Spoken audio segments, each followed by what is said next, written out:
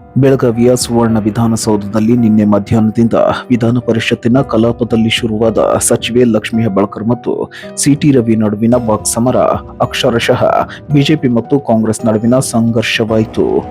ವಿಧಾನ ಪರಿಷತ್ ಸದಸ್ಯ ಸಿಟಿ ರವಿ ಸದನದಲ್ಲಿ ಕೆಟ್ಟ ಶಬ್ದ ಬಳಕೆ ಮಾಡಿ ನನ್ನನ್ನ ಅವಮಾನ ಮಾಡಿದ್ದಾರೆ, ವೈಯಕ್ತಿಕವಾಗಿ ನನ್ನನ್ನ ನಿಂದಿಸಿದ್ದಾರೆ ಅಂತ ಸಚಿವೆ ಲಕ್ಷ್ಮೀ ಹೆಬ್ಬಾಳ್ಕರ್ ಆರೋಪ ಮಾಡಿದ್ರು. ನೊಂದುಕೊಂಡಿದ್ದ ಲಕ್ಷ್ಮೀ ಹೆಬ್ಬಾಳ್ಕರ್ ಮಾಧ್ಯಮಗಳ ಎದುರು ಕಣ್ಣೀರು ಹಾಕುತ್ತಿದ್ದಂತೆ ಹೆಬ್ಬಾಳ್ಕರ್ ಅಭಿಮಾನಿಗಳು ಸುವರ್ಣಸೌಧಕ್ಕೆ ಮುತ್ತಿಗೆ ಹಾಕಿದ್ರು. ಸಿಟಿ ರವಿ ಕಾರಿಗೆ ಘೆರಾವ್ ಮಾಡಿದ್ರು. ವಿಧಾನ ಪರಿಷತ್ತಿನ ಸಭಾಂಗಣಕ್ಕೆ ನುಗ್ಗುವ ಪ್ರಯತ್ನ ಕೂಡ ಮಾಡಿದ್ರು. ನಂತರ ಸಿಟಿ ರವಿ ಮೇಲೆ ಹಲ್ಲೆ ಮಾಡುವ ಯತ್ನಗಳು ಕೂಡ ನಡೆದವು.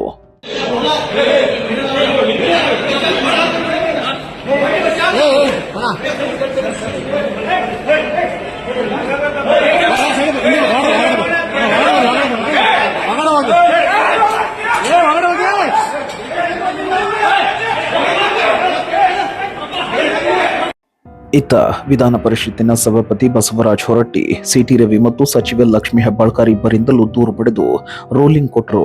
ಪರಿಷತ್ತಿನ ಕಲಾಪಗಳನ್ನ ಮುಂದೂಡಿದ್ರು.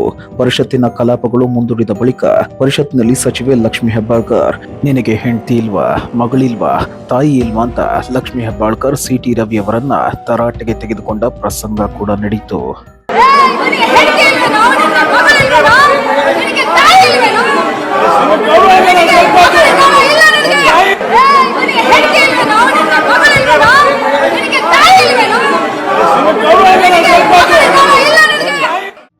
ಇದಾದ ಬಳಿಕ ಪೊಲೀಸರು ಬಿಗಿ ಸರ್ಪಗಾವಲಿನಲ್ಲಿ ಸಿಟಿ ರವಿ ಅವರನ್ನ ಸುವರ್ಣಸೌಧದಿಂದ ಹೊರಗೆ ಕರೆತರುವಾಗ ಸುವರ್ಣಸೌಧದ ಮೆಟ್ಟಲುಗಳ ಮೇಲೆ ಸಿಟಿ ರವಿ ಧರಣಿ ಕುಳಿತರು.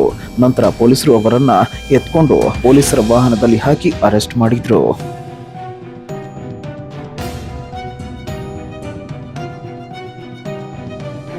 ಸುವರ್ಣಸೌಧದ ಅಂಗಳದಲ್ಲಿ ಸಿಟಿ ರವಿ ಅವರನ್ನ ಅರೆಸ್ಟ್ ಮಾಡಿದ ಪೊಲೀಸರು ಅವರನ್ನ ಹಿರಿಯಬಾಗೇವಾಡಿ ಪೊಲೀಸ್ ಠಾಣೆಗೆ ಕರೆದುಕೊಂಡು ಹೋದ್ರು. ಅಲ್ಲಿ ಸಚಿವೆ ಲಕ್ಷ್ಮೀ ಹೆಬ್ಬಾಳ್ಕರ್ ಬೆಂಬಲಿಗರ ಸಂಖ್ಯೆ ಹೆಚ್ಚಾಗಿದ್ರಿಂದ ಪೊಲೀಸರು ಸಿಟಿ ರವಿ ಅವರನ್ನ ನಂದಗಡದ ಪೊಲೀಸ್ ಠಾಣೆಗೆ ಶಿಫ್ಟ್ ಮಾಡಿದ್ರು. ಅಲ್ಲಿಂದ ಖಾನಾಪುರ ಠಾಣೆಗೆ ಶಿಫ್ಟ್ ಮಾಡಲಾಯಿತು. ಖಾನಾಪುರಕ್ಕೆ ಆರ್ ಅಶೋಕ್, ಮಹೇಶ್ ತೆಂಗಿನಕಾಯಿ ಸೇರಿದಂತೆ ಇತರ ನಾಯಕರು ಖಾನಾಪುರ ಪೊಲೀಸ್ ಠಾಣೆಗೆ ದೌಡಾಯಿಸಿದ್ರು.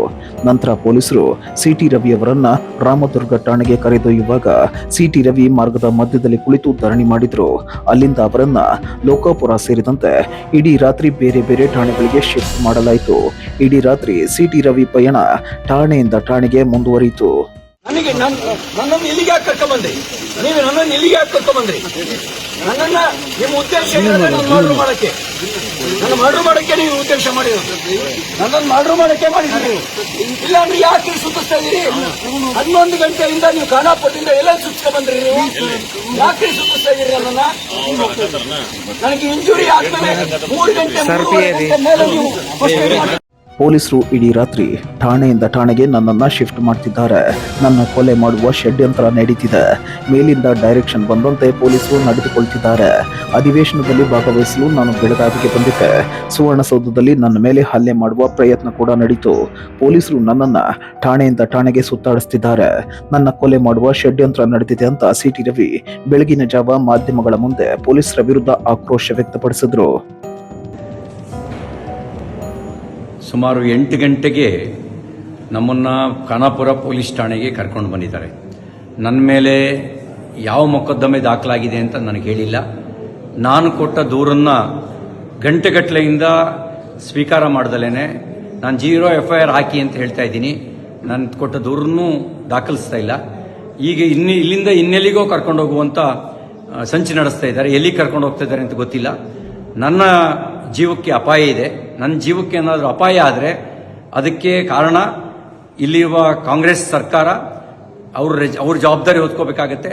ನನ್ನ ವಿರುದ್ಧ ಸುಳ್ಳು ಸುದ್ದಿ ಹಬ್ಬಿಸಿ ಸುಳ್ಳು ಕಂಪ್ಲೇಂಟ್ ಕೊಟ್ಟು ನನ್ನನ್ನು ಕೊಲೆ ಮಾಡ್ತಕ್ಕಂಥ ಸಂಚು ನಡೆಸಿದ್ದಾರೆ. ಇದಕ್ಕೆ ಸಂಬಂಧಪಟ್ಟಂತೆ ನಾನು ಸಭಾಪತಿಗಳಿಗೂ ಈಗಾಗಲೇ ದೂರು ಕೊಟ್ಟಿದ್ದೀನಿ. ಹತ್ತತ್ರ 3:45 ಗಂಟೆ ಆಯಿತು ನಾನು ಪೊಲೀಸ್ ಠಾಣೆಗೆ ಬಂದು. ಏನು ದೂರಿದೆ ಅಂತಲೂ ಹೇಳಿಲ್ಲ, ನಮಗೆ ಏನು ಬೇಕು ಅಂತಲೂ ಕೇಳಿಲ್ಲ. ಹೀನಾಯವಾಗಿ ನಡೆಸ್ಕೊಳ್ಳೋ ಕೆಲಸ ಮಾಡ್ತಾ ಇದ್ದಾರೆ. ಮತ್ತು ಇಲ್ಲಿಂದ ಎಲ್ಲಿಗೆ ಕರ್ಕೊಂಡು ಹೋಗ್ತಾರೆ ಅನ್ನೋದು ಕೂಡ ನನಗೆ ಸ್ಪಷ್ಟತೆ ಇಲ್ಲ. ನನ್ನ ಜೀವಕ್ಕೆ ಏನಾದ್ರು ತೊಂದರೆ ಆದರೆ ಅದಕ್ಕೆ ಪೊಲೀಸರು ಮತ್ತು ಇಲ್ಲಿಯ ಸರ್ಕಾರ, ವಿಶೇಷವಾಗಿ ಲಕ್ಷ್ಮೀ ಹೆಬ್ಬಾಳ್ಕರ್, DK ಶಿವಕುಮಾರ್ ಅವರು, ಅವ್ರ ತಂಡವೇ ಇದಕ್ಕೆ ಕಾರಣ ಆಗುತ್ತೆ ಅನ್ನೋದನ್ನ ಈ ಮೂಲಕ ನಾನು ತಿಳಿಸೋದಕ್ಕೆ ಬಯಸ್ತಾ ಇದ್ದೀನಿ. ಎಲ್ಲವೂ ನಿಗೂಢವಾಗಿದೆ. ಯಾವುದೋ ಕ್ರಿಮಿನಲ್ಗಳನ್ನು ನಡೆಸ್ಕೊಳ್ಳೋ ರೀತಿಯಲ್ಲಿ ನಡೆಸ್ಕೊಳ್ತಾ ಇದ್ದಾರೆ.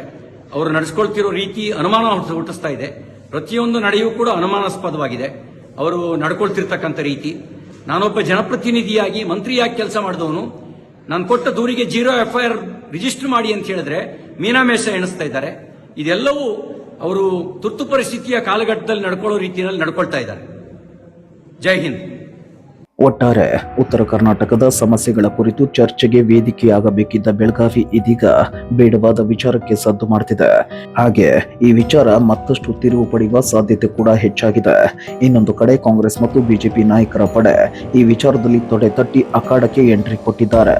ಹೀಗಾಗಿ ಕರ್ನಾಟಕ ರಾಜ್ಯದ ಈ ಘಟನೆ ರಾಷ್ಟ್ರೀಯ ಸುದ್ದಿಯಾಗ್ತಿದೆ. ಮತ್ತೊಂದು ಕಡೆ ಸಿಟಿ ರವಿ ಅವರನ್ನ ಕೋರ್ಟಿಗೆ ಹಾಜರುಪಡಿಸಲು ಪೊಲೀಸರು ಸಿದ್ಧತೆ ನಡೆಸಿದ್ದಾರೆ.